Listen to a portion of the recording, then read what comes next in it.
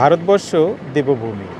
তার প্রমাণ হচ্ছে ভারতবর্ষের বিভিন্ন স্থানে আজ থেকে প্রায় ৫,০০০-৬,০০০ বছর আগের যে সকল ভাস্কর্য আপনারা হয়তো প্রত্যেকেই জানেন।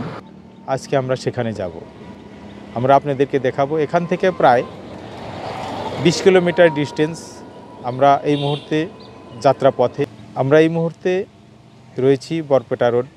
আর বরপেটা রোড থেকে সেই স্থানটা আনুমানিক ২০ কিলোমিটারের ঊর্ধ্বে। আমরা আপনাদেরকে সেই ২০ কিলোমিটার দূরে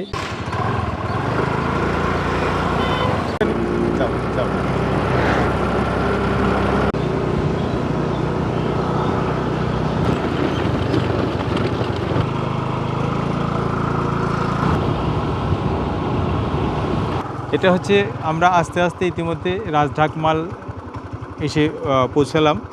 এটাই হচ্ছে হলো প্রবেশদ্বার রাজঢাকমাল বাথৌ আশ্রম গোপাল মন্দির।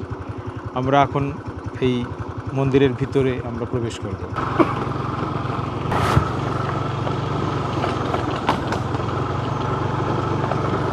আমরা ইতিমধ্যে যে এই যে নদীর পাড়েই যে দেখছেন এই জঙ্গলটা, এটাই হচ্ছে হলো সেই রাজঢাকমাল।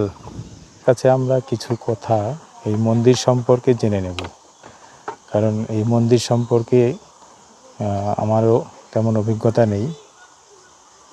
এইটো আমাৰ দেউতা আমাৰ আটাই ক'ব নোৱাৰে তাৰ আগৰ আমাৰ আটাই আহিছে ইয়াতে ঢাকমালত। আগতে আছিল বৰপেটা ৰোডতে। আচ্ছা, হেৰি আগতে আছিল হেৰি গোৱালপাৰাৰ পৰা আহি বৰপেটা ৰোডত মাটিত আছে। এইফালে এটা ৰাজদ্বীপ আছে, ইয়াতে গোপাল মন্দিৰ আছে, মস্ত ডাঙৰ দ্বীপ আছে, ডাঙৰ দ্বীপ পাহাৰীয়া এইফালে। এইটো কিমান দূৰ হয় ইয়াৰ পৰা? বেছি দূৰ নহয়, এই একফালমান হ'ব। অকল মন্দিৰটোৱে না আৰু পুৰণা ঘৰ কিবা আছে? পুৰণা ঘৰ চৰ আছিল, এই হেৰিবিলাক থকা দেউৰী চৌৰীবিলাক থকা। এইটো মন্দিৰটো ২০০ বছৰৰ বেছি হ'ব। গ'ল বহুত ছেক্ৰেটাৰী আছিল ইয়াতে। আচ্ছা, বৰ্তমান ছেক্ৰেটাৰী কাই আছে? এই অসমীয়া মানুহ আছিল, আমাৰ বঙালী মানুহ আছিল, এই সৰু বেটা এই শংকৰ বাজারে গুড়ি হেম্পাটক তখন আছেন। তো আমরা মন্দিরের যে মন্দির চত্বর, আমরা সেই চত্বরে আমরা প্রবেশ করছি। আমাদের সঙ্গে রয়েছে এই কাকু। তো আমরা এই কাকুর কাছে এই জিনিসটা জানার চেষ্টা করব। একজন উনিও কিন্তু বয়োজ্যেষ্ঠ, বেশ ভালো বয়স, ওনার মোটামুটি ৬০-এর ঊর্ধ্বে বয়স। তো এখন আমরা যে মন্দিরে মানে যে মন্দিরটাতে আমরা মানে দর্শন করা উদ্দেশ্য নিয়ে আসা, সেই মন্দিরের চত্বরে আমরা এই মুহূর্তে পৌঁছে গেলাম।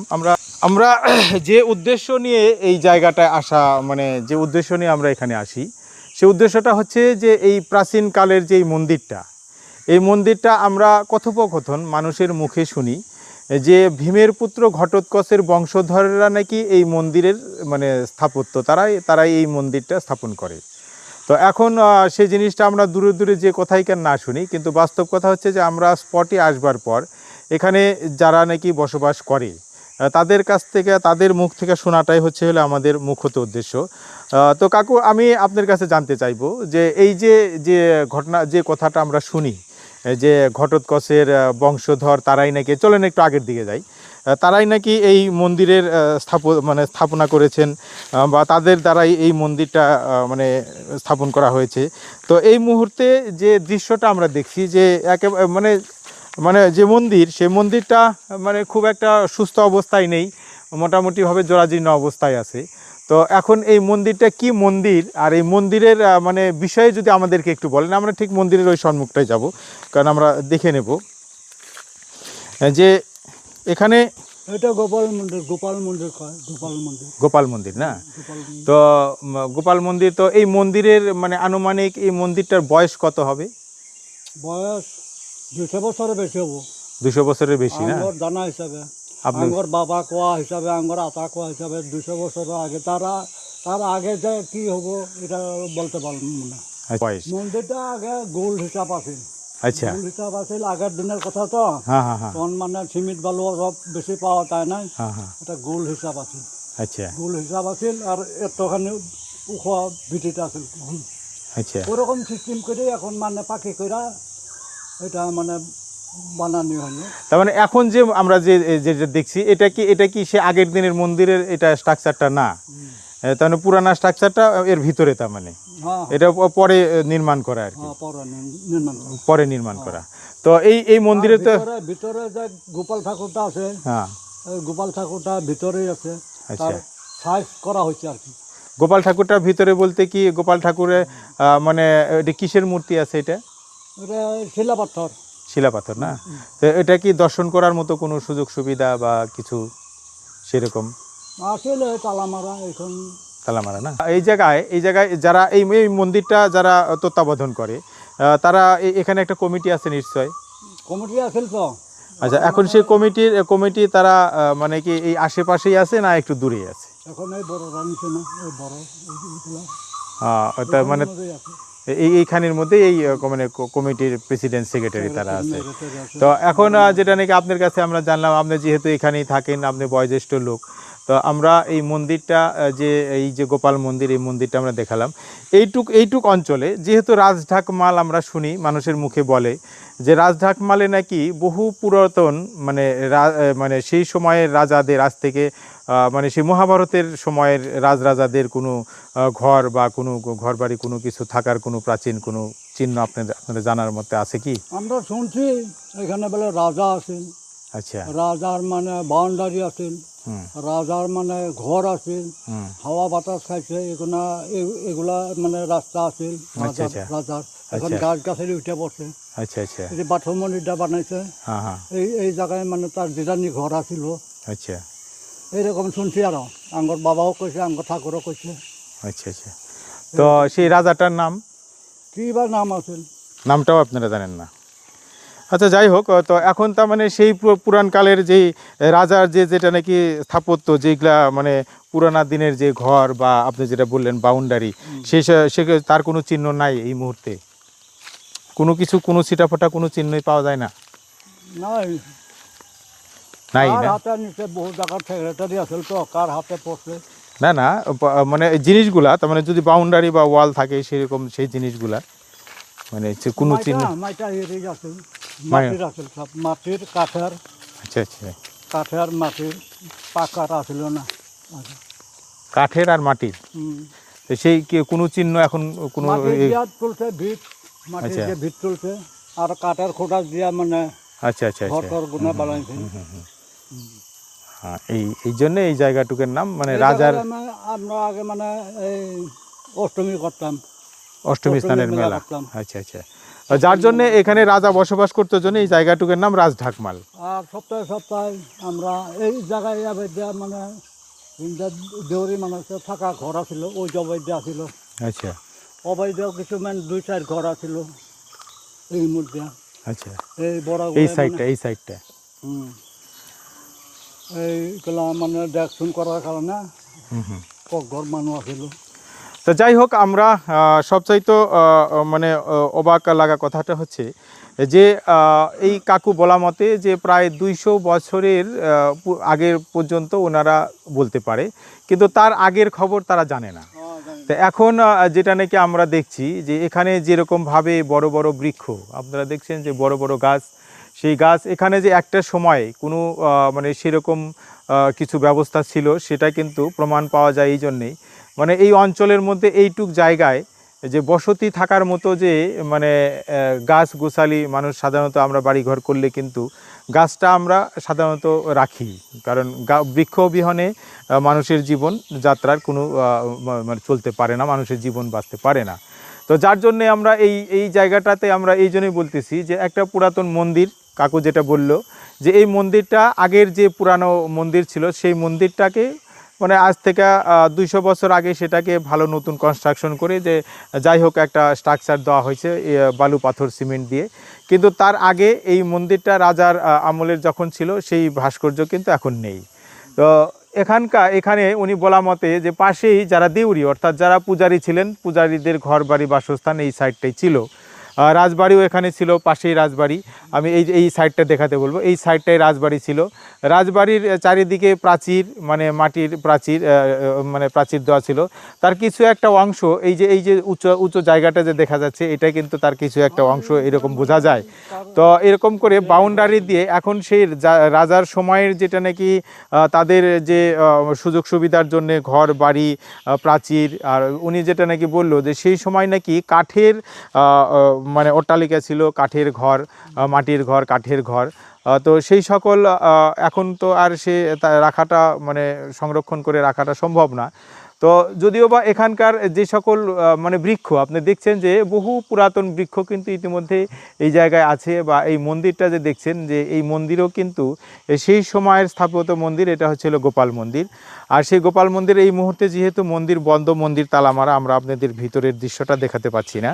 কিন্তু সবচাইতে মানে অবাক লাগা কথাটা হচ্ছে যে এখানে যে একটা সময় মানুষের যে বাসস্থান ছিল, বিরাট একটা অঞ্চল, পাশেই একটা নদী দেখালাম আপনাদেরকে, নদীর জল একেবারে স্বচ্ছ। আমরা নদীটা আপনাদেরকে পুনরায় দেখাবো। এটা হচ্ছে হলো উনি বলা মতে যে এই পাশেই যে ঘরটা দেখছেন, এই ঘরটা এই যে সামনে যেটা নাকি বাথৌ মন্দির করা হয়েছে, এটা নাকি রাজার মানে বিশ্রামাগার ছিল। রাজা সেখানে বিশ্রাম করতেন। তো এটা এই রাজার বিশ্রামাগার। তো আমরা একবার নদীর দিকটায় যাব। কি ছিল এই জায়গাটা মানে আমরা অকোকশিলন করছিলাম অষ্টমী মেলা, এই গোয়া কাছা যেরকম হইতো। আচ্ছা আচ্ছা, অষ্টমী স্নানের মেলা। অষ্টমী স্নানের, অষ্টমী স্নান করাইতাম। আচ্ছা, এই গান বাজনা দিতাম আরো। তার মানে এটা এই যে গাছ গোছালি যেগুলো ছিল, এগুলো ছিল না, মানে এগুলো সব মানে ফিল্ড ছিল একটা, না? ছিল না। আচ্ছা, এটা ফিল্ড ছিল একটা। ফিল আছিল। আচ্ছা, ফিল আছিল। আর ফিল্ড ছিল, আর আর আর কি বলেন, মানে দোকান পহর এগুলো কি মেলায় এই জায়গায় চলতো? সাইডে সাইডে সাইডে সাইডে দোকান টোকান আছিল। আচ্ছা, এটা কত বছর আগের কথা? এটা আপনার 83 83-83-83-র কথা। 83। তো উনি বলা মতে এই জায়গাটায় একটা সময় অষ্টমী স্নানের মেলা হতো। আর যেই ছোট ছোট গাছগুলো দেখছেন, বড়গুলো নয়, ছোট ছোট গাছ, সেই ছোট ছোট গাছগুলো কিন্তু একটা সময় ছিল না, এটা ছিল একটা ফিল্ড। এখানে অষ্টমী স্নানের মেলা হতো। আর সেই মেলায় এই সাইডটা, এইটা মানে এই গোপাল মন্দিরের পাশেই এই সাইডটায় অষ্টমী স্নানের মেলা হতো। আর সেই মেলায় এখানে বিভিন্ন ধরনের মানে গান বাজনা হতো। এটা সেই রাজঢাকমাল যে মন্দিরটা, আমরা যে মন্দিরের কথাটা বললাম, সেই মন্দিরের পাশেই মানে সাইড দিয়ে বয়ে যাওয়া এই একটা নদী। আপনারা দেখছেন নদীর আকারটা তেমন বড় নয়, কিন্তু নদীর যেটা নাকি জল, এটা একদম ডাইরেক্ট, মানে সরাসরি পাহাড় থেকে নেমে আসা এই জলের, আপনারা দেখেন এত স্বচ্ছ জল যে একদম কাচের মতো চকচক করতেছে জলের রং। দুই দিক থেকে সুন্দরভাবে, দুই দিক থেকে আসে এখানে কিন্তু একরকম বলা যায় সঙ্গমস্থলী। এখানে স্নান করার জন্য একটা সুন্দর উপযোগী স্থান। সুন্দর, তার মানে এই দিক থেকে আসা একটা নদী, আর ঠিক এই দিক থেকে আসা একটা নদী, দুটা নদী এক জায়গায় দেখেন, সুন্দর একটা মানে দুটা নদী মিলনের স্থল হচ্ছে সুন্দরভাবে এখানে। দুই নদী দুই দিক থেকে আসবার পরে এক জায়গায় জলটা হলে পারে যা একটা পাকের সৃষ্টি হয়, সুন্দর একটা পাকের সৃষ্টি। আর এই জায়গাটায় কিন্তু জলের গভীরতাও বেশি, মানে এই জায়গাটা ভালো একটা গভীর মানে বলে অনুভব হচ্ছে, কারণ জলের বর্ণটা একবারে নীল বর্ণ। তো এই দেখেন সুন্দর একটা দৃশ্য। এখানে কিন্তু লোক বিভিন্ন অঞ্চল থেকে আসে, বা এই যে এই মানে জলটা দেখার পর আমার নিজেরও অনুভব হচ্ছে যে গিয়ে একটু স্নান করি, কিন্তু এখন সম্ভব না এখানে স্নান করার মতো, তাই আমরা আপনাদেরকে দেখালাম। আমরা যেখানে রয়েছি এখানকার এক রাজা ছিল, যার জন্যে এই জায়গাটার নাম হচ্ছে রাজঢাকমাল। এটা হচ্ছে আসাম রাজ্যের বিটিএডি বাক্সা জেলার নিমুয়ার পরেই হচ্ছে, নিমুয়া থেকে আপনি যদি উত্তর দিকে আসেন তাহলে আপনি পাবেন রাজঢাকমাল। আর সেই রাজঢাকমালে আমরা এখানে উপস্থিত হয়ে এখানকার যেটা পরিবেশ, সেই পরিবেশটা আমরা আপনাদেরকে দেখালাম। লোকে বলা মতে এখানে অট্টালিকা যেগুলো ছিল সেগুলো ছিল কাঠ এবং মাটির ব্যবহারের অট্টালিকা, সেগুলো কিন্তু মাটির সঙ্গে বিলীন হয়ে যায়। তো আমাদের আজকের এই বিষয়টা, এই কথাগুলো বা এই জায়গাটা আসার উদ্দেশ্যটা হচ্ছে যে এই যে একটা প্রাচীনতম জায়গা, এত ভিতরে, এখানে যে এত সুন্দর পরিবেশ বা এখানে যে এত হাজার বছর আগের যে একটা পুরনো যে ইতিহাস স্মৃতি যে এখানে রয়েছে, এখানে যে প্রকৃতি যেরকম করে ধরে রেখেছে, মানুষ যদিও বা বেইমানি করে, প্রকৃতি আমাদের সঙ্গে বেইমানি করে না। আর প্রকৃতি যদি আমাদের সঙ্গে বেইমানি করতো তাহলে এই সৃষ্টি থাকতো না, এই মানব থাকতো না। আমরা প্রকৃতির সঙ্গে বেইমানি করি, কিন্তু প্রকৃতি আমাদেরকে কোনো সময় বেইমানি করে না।